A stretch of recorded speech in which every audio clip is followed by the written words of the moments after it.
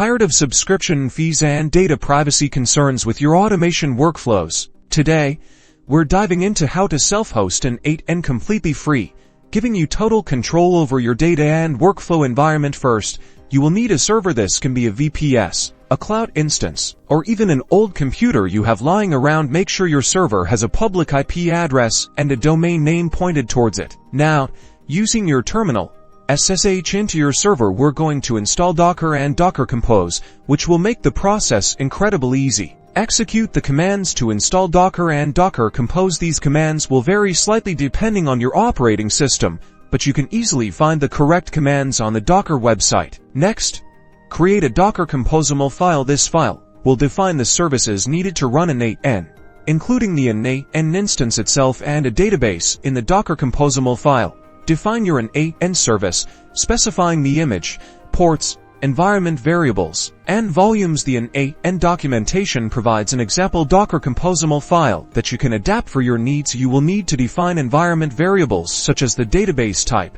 database host, database user, and database password. Be sure to choose strong and unique passwords. With your Docker Composable file configured, run the command docker compose upd in your terminal. This will download the necessary images and start the N8n container in detached mode, which means it will run in the background. Finally, open your web browser and navigate to your server's domain name or public IP address on port 5678. You should see the N8n login page. Create your admin user, and you're ready to start building your automation workflows. Congratulations!